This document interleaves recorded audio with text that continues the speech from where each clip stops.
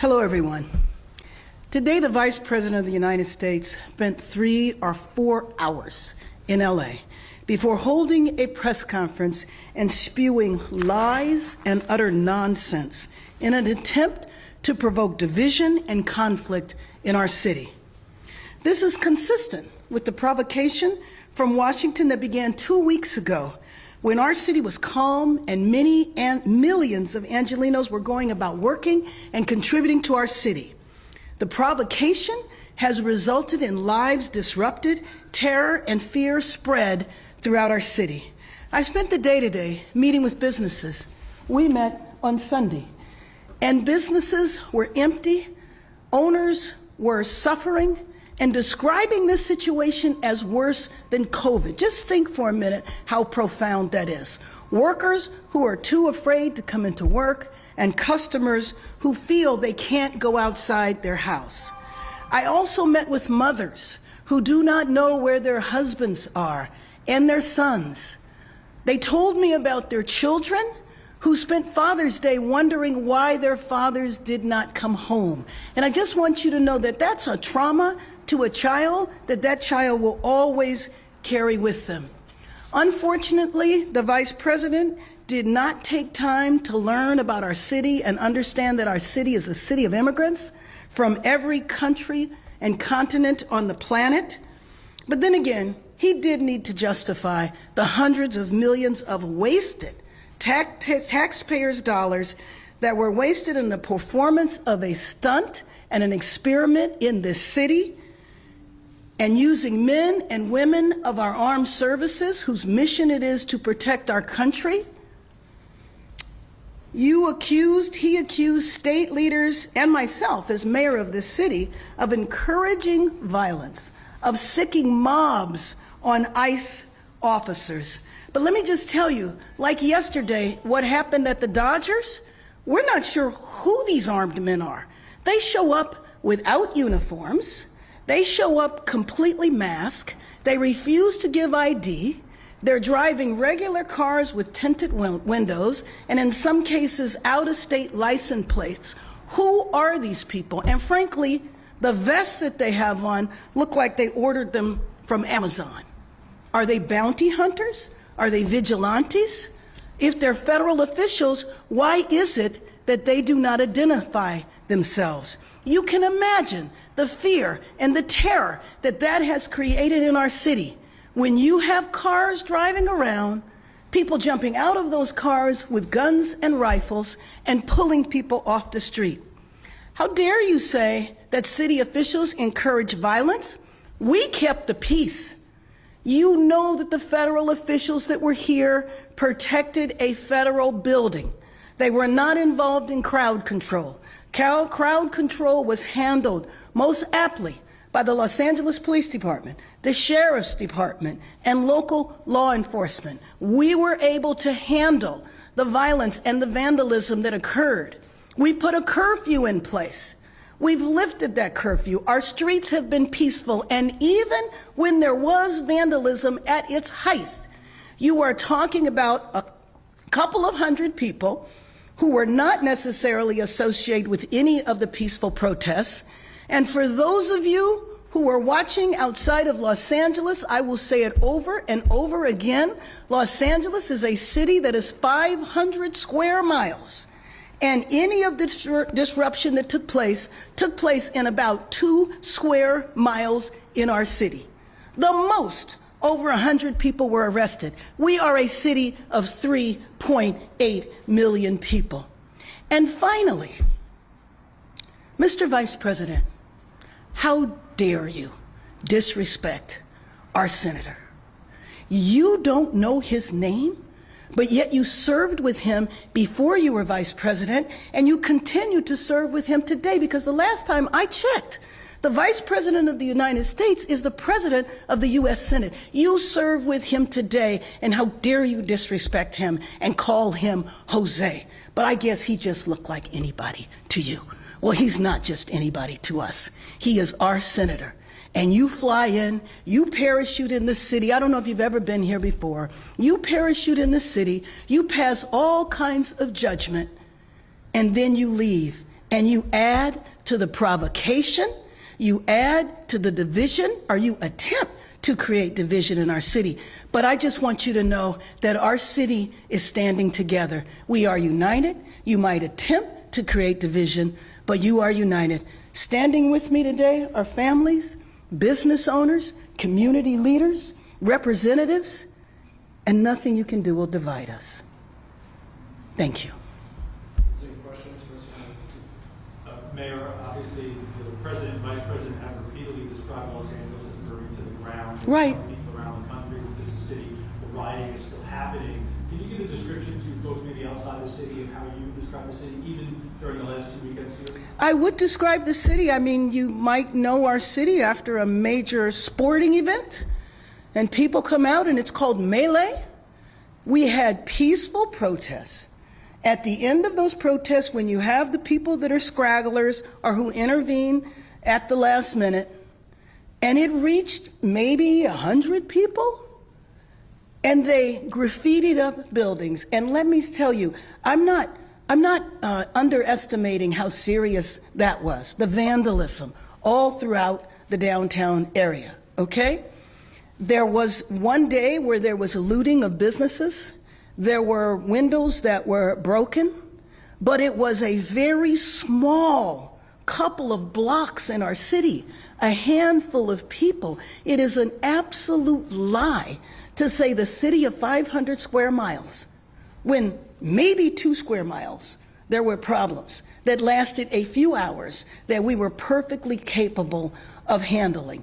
That's how I would describe what is going on in our city. And you can look at the streets today. Our streets have been peaceful. This is Friday.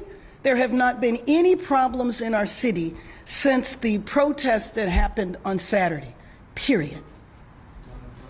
Mayor Bass, the doctors announced today $1 million donation in partnership with the city to go towards immigrant communities. Yes. How exactly do you anticipate that money to be spent? Well, we're working that out, but basically our people need cash. People need to pay groceries.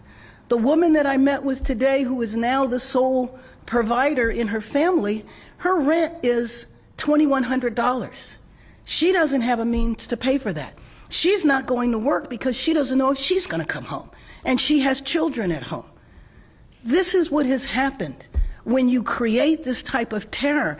And mind you, there was nothing happening here.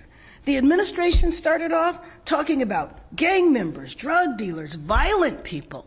There's no violent people up here, and the people up here have been impacted by this. I don't think people who are day laborers just trying to survive from day to day, people who are on bus stops, people who are going to church, people who are in a park, how does that go along with what the administration said they were trying to do?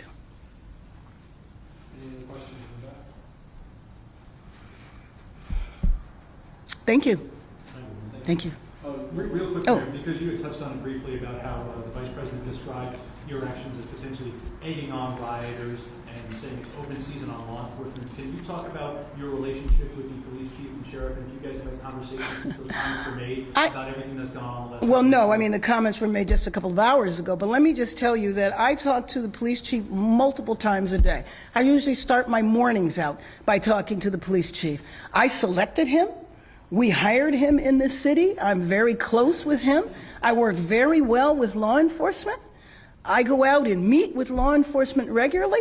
That is the thing that is so, that is such a problem in what the Vice President is doing. To come and just openly lie.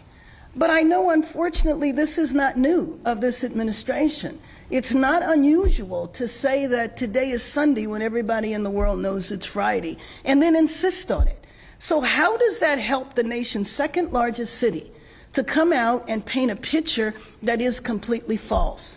You damage the economy of our city. Our city, we have entire sectors of our economy that is dependent on immigrant labor. We need to get the city rebuilt. We need to prepare the city for the upcoming events. And this is not contributing to that at all. But let me just take a minute. Do you mind if I put you on the spot? Would you please talk about your restaurant? Sure. And the Sunday, Father's Day, I spent in your restaurant. Yeah, good morning. By Good the way, afternoon. the food was great. I took a lot of My name's Antonio Gallo. I'm one of the owners of Casa Fina restaurant in Boyle Heights. It's been a staple in the area of Boyle Heights. Normally on Father's Day, we're packed. We have people waiting about 20 minutes. On that Sunday, I mean, it was just, there was nobody there, right? Folks were afraid to come out, and now we have to consider about what do we do with our employees, right? We have no money coming in. It's just the raids in the city, and it's scaring our folks. It's scaring our people, and it has to stop, or a lot of folks are going to lose their jobs. I could. Yeah, buenas tardes, mi nombre es Antonio Gallo. Soy uno de los dueños de Casa Fina en Boyle Heights. Hemos estado ahí por muchos años.